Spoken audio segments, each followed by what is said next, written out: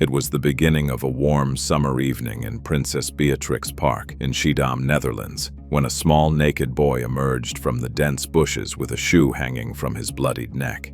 The boy, Michael, had turned 11 just a few days earlier. Staggering with difficulty, he made his way toward a nearby bridge and cried out for help. A man cycling home from work was horrified when he spotted Michael.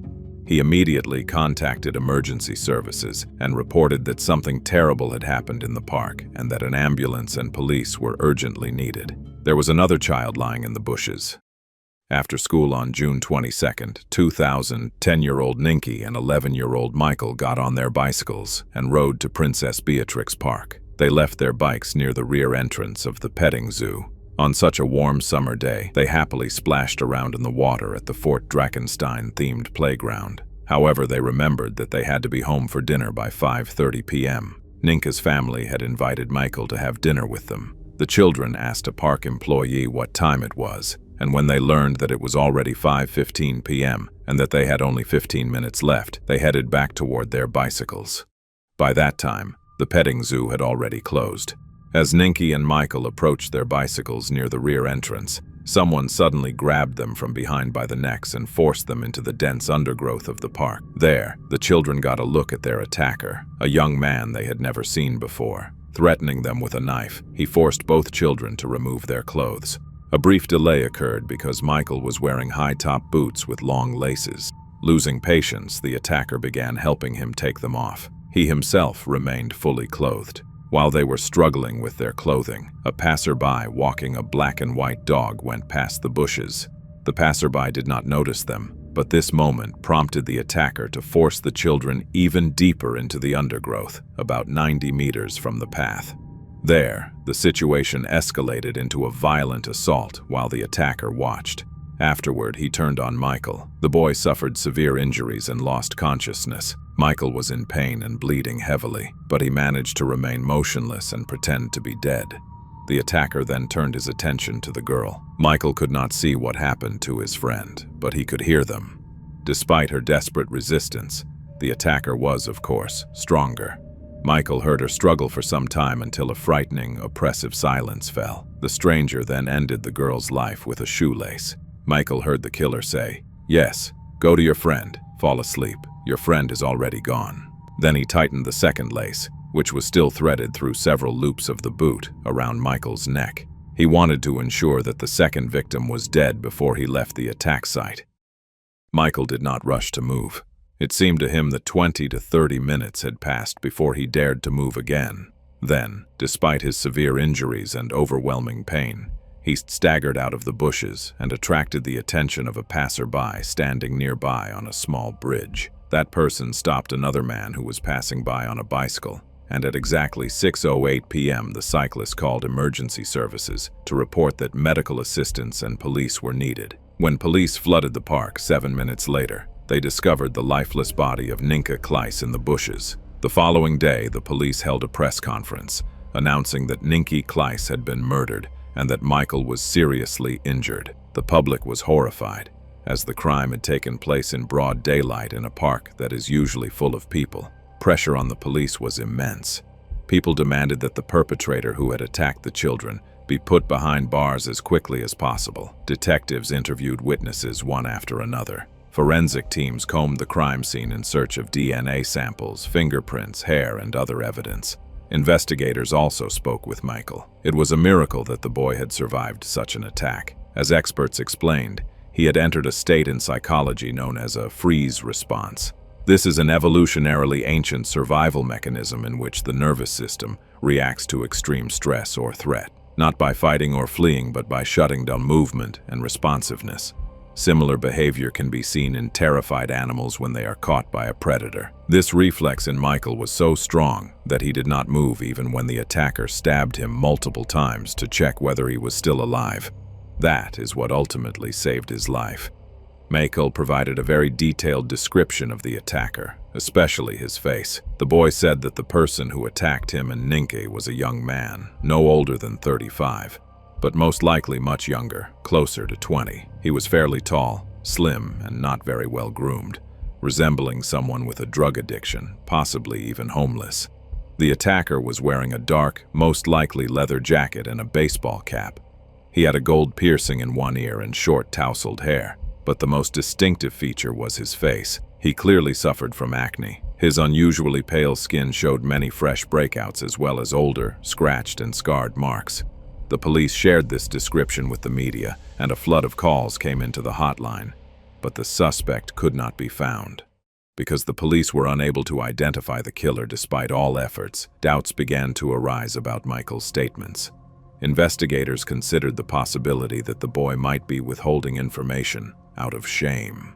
For example, that he and Ninky might have been engaged in some kind of sexual play in the bushes when they were suddenly attacked. The police went even further and began to suspect that Michael might have been an accomplice, or at least someone protecting a known perpetrator. The detectives simply couldn't understand how Michael could talk completely calmly about the most emotional moments of the attack, yet become angry or start crying whenever the police tried to clarify certain details or pointed out inconsistencies in his account. The boy's strange behavior was not limited to that. Michael looked the detectives confidently and calmly in the eye and yawned a lot. One investigator asked him why he started yawning so frequently every time they met. The boy replied that it was a psychological battle. The officer asked him to explain what he meant, and Michael said that when someone is concentrating very hard on something, if you yawn or say something, that person loses focus. But the biggest questions arose when he could not explain certain contradictions in his own statements. For example, Michael said that the perpetrator had been wearing a baseball cap the entire time. The investigator asked how, in that case, the boy could know that the man had short, tousled hair. Michael had no answer. The detective also asked why there were no bruises on the boy's neck if the killer had strangled him with both hands. But this question only made the child angry. Investigators conducted an in-depth psychological assessment of Michael and were astonished to learn that the incident appeared to have had no effect on him whatsoever. The child simply showed no signs of psychological trauma. Considering all of these factors, the investigators concluded that the victim's statements could not be considered reliable. They decided that his description of the perpetrator should be disregarded. Experts suggested that when Michael pretended to be dead, he may have imagined an attacker who matched his worst fears. As a result, he may have described not a real person, but someone who, in his imagination, looked frightening enough to fit that role. Setting aside the attacker's description, investigators were able to make rapid progress. On September 5th, they arrested 31-year-old Kees Boersboom from Vlaardingen, an automotive parts warehouse worker. Almost every day, he cycled through the park on his way to work. He was the same cyclist who had called emergency services when the naked, bloodied Michael emerged from the bushes. The police discovered his disturbing tendencies almost by accident. One of the officers noticed the man's surname in the file and reported that a year earlier he had offered money for sexual contact with his young son. Investigators found it striking that, out of all people, he had been a witness at the crime scene.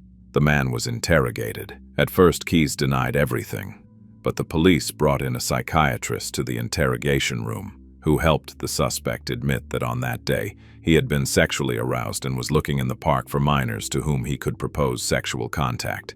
After a few more hours, he confessed to strangling Ninka. The next day, Kees retracted his statement, but it was too late. The machinery of justice could no longer be stopped. He was formally charged. A large amount of incriminating evidence quickly appeared against him. It turned out that a few days after Ninky's murder, he had hastily disposed of adult videos, magazines, and notes related to the case. Although the officers never found the knife, a forensic expert stated that the wounds on the victim were consistent with a knife used in Kees's line of work. A hair found on Ninka's body matched the color and structure of his hair. Finally, two witnesses came forward. One had seen Kees's bicycle near the scene of the attack. The second identified him as the man who returned to the location where the body was discovered the following day. He had encountered her while coming out of the bushes. On the other hand, in the defendant's favor, there was the fact that the police had found no direct physical evidence against him. He also did not match the attacker description given by Michael. But, as we know, the prosecution chose to disregard this. The man's lawyer insisted that his client was not the kind of cold-blooded person capable of such an act. If Kees were the killer, it would mean he lured children into the bushes, assaulted and murdered them, and then, just minutes later, transformed from a lustful killer into an ordinary passerby, one who did not even flinch when a child he believed he had just killed walked out of the bushes directly toward him. Michael could have recognized him, yet Keyes did not panic, and instead calmly called the police and gave officers his real name and phone number.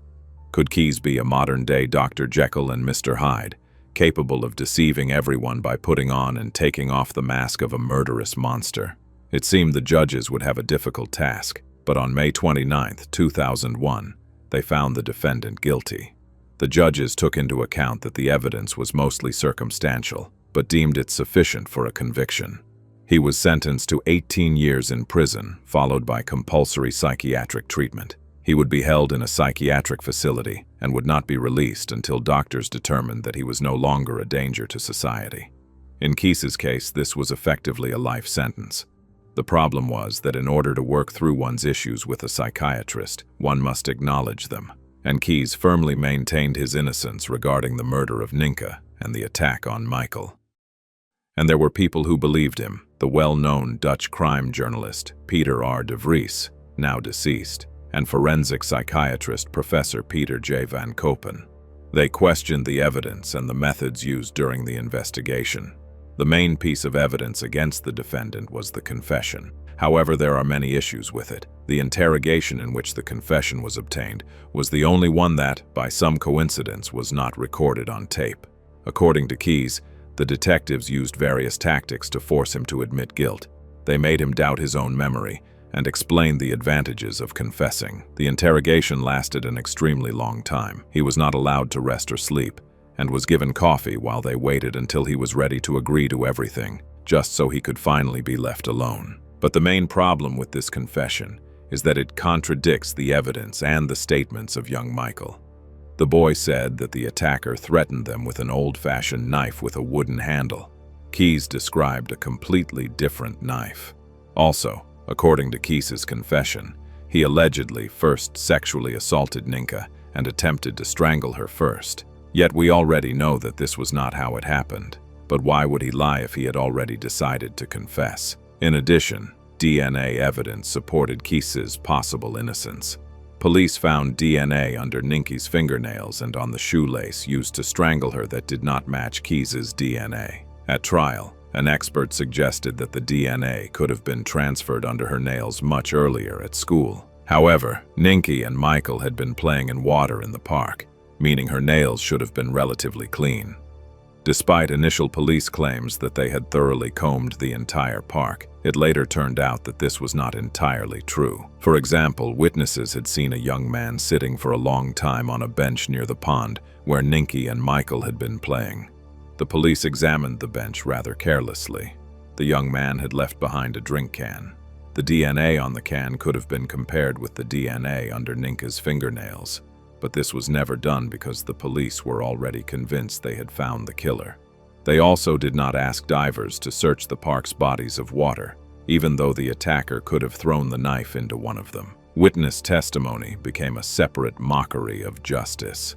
The police invited for identification a female witness who had seen a man coming out of the bushes the day after the murder, and another witness who had noticed a bicycle near the scene of the attack.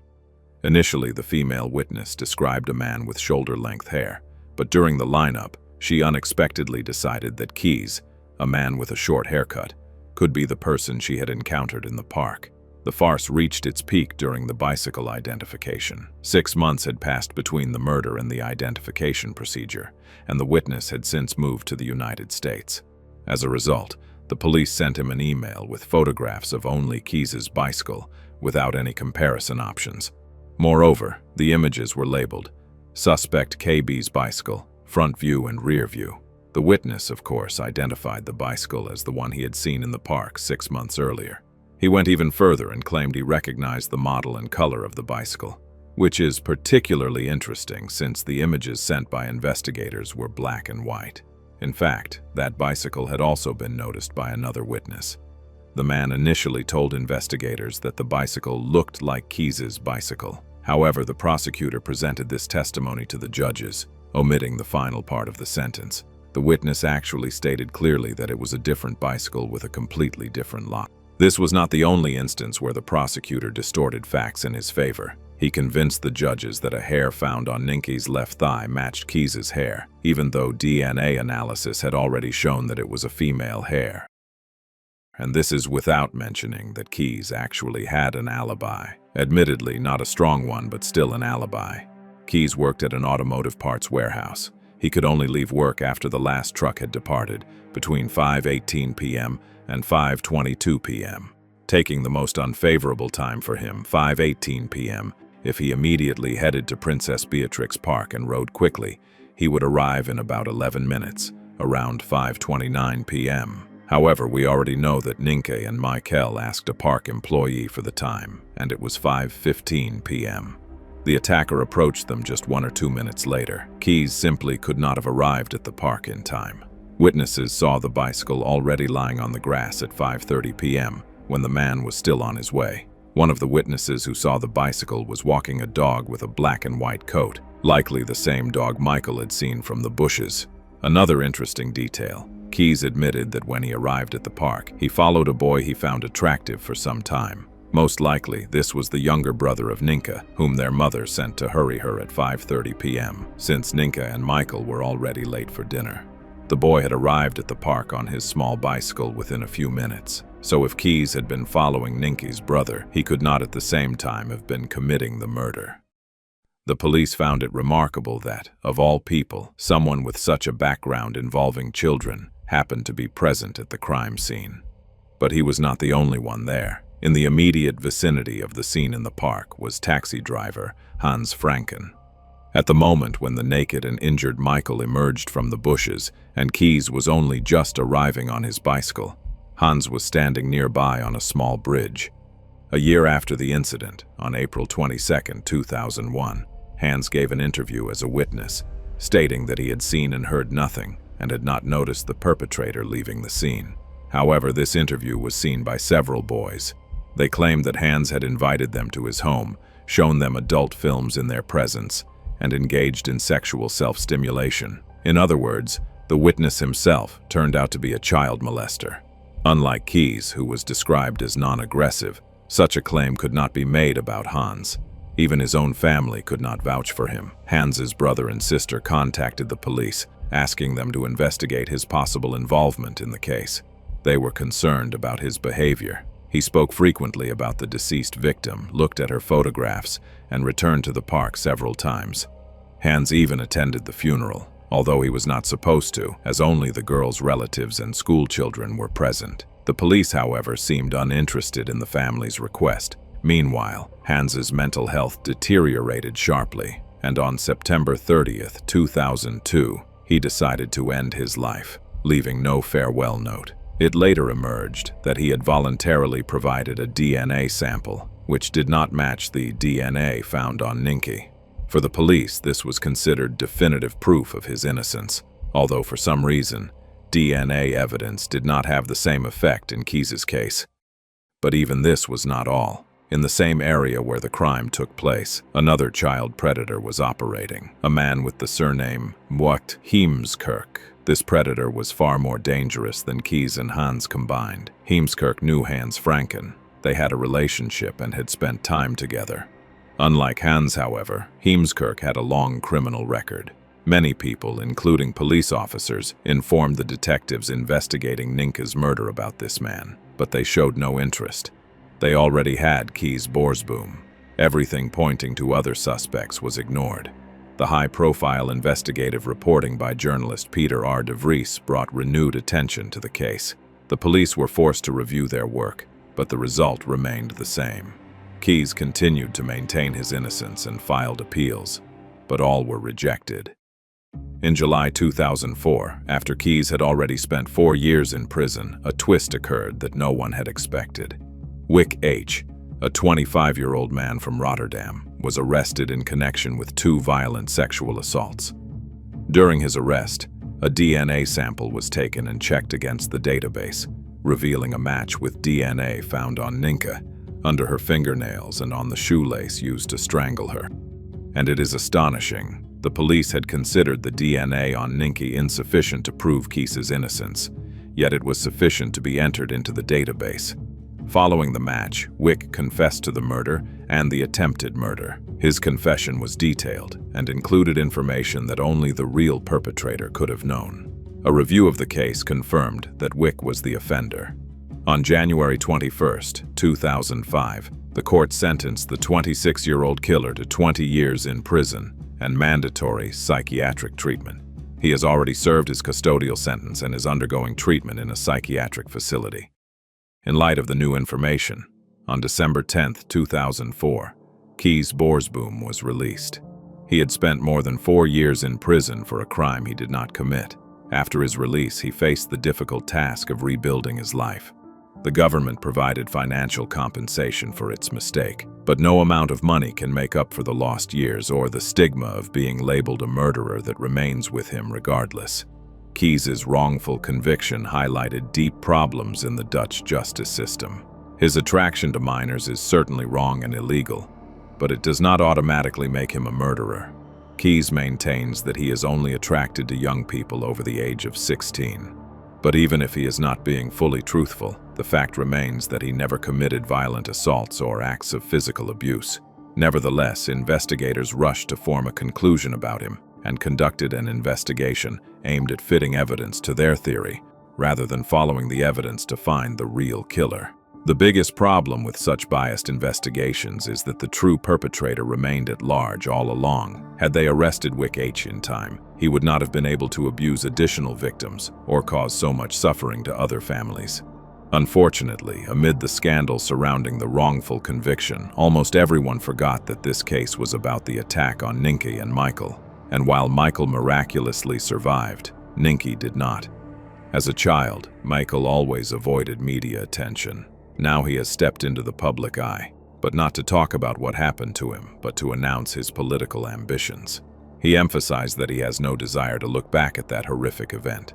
His small school friend Ninky Kleiss remains forever a 10-year-old girl who loved music and butterflies. To honor her memory, a bright butterfly-shaped bench was installed in Princess Beatrix Park. The design was based on a drawing made by the girl herself. The sculptor also added 2 pearls, symbolizing the 2 victims of the attack, Ninka and Michael.